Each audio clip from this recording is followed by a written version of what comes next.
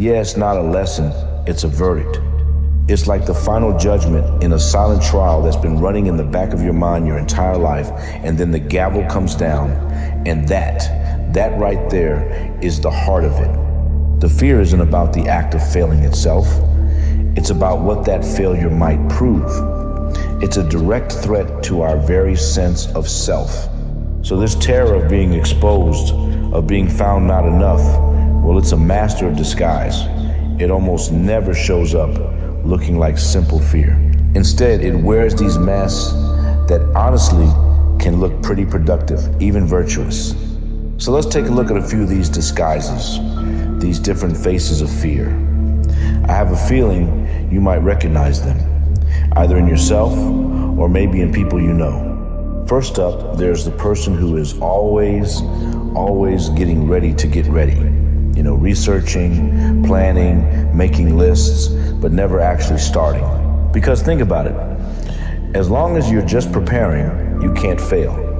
It gives you this illusion of progress without any of the actual risk.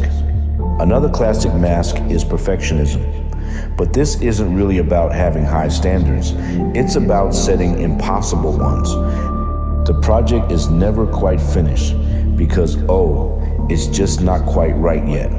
And that not quite right becomes this perpetual hiding place from ever being judged. And how many times have we done this? Walked away from something we really wanted, a job, a relationship, maybe a dream. We tell ourselves, it wasn't the right fit. But so often, what we're really doing is leaving before we can be told to leave. It's like a preemptive strike against our own ambition. Oh, this one is sneaky. It's that little voice inside that says, hey, let's be realistic here, when what it really means is, let's not even try. It's just our insecurity dressing itself up as logic, trying to convince you that your dreams are impractical just to protect you from the potential pain of going for them. And here's the paradox. We might even fear success. I know it sounds crazy, but with success comes new expectations, right?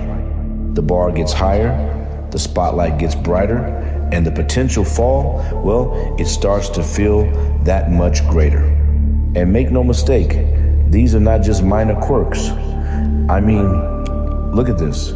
Paralysis, perfectionism, avoidance. We're talking about incredibly high intensity strategies. This is the armor our fear builds to keep us safe from ever hearing that final verdict.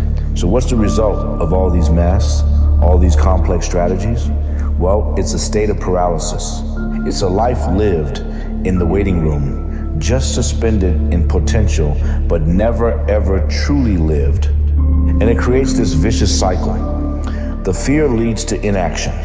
That inaction leads to missed opportunities.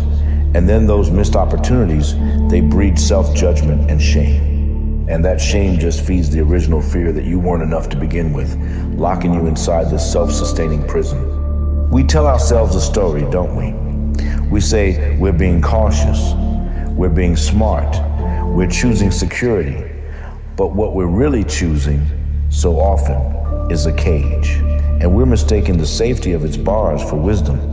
So, what does all this mean? What do you do with this understanding? Well, the first step is an action.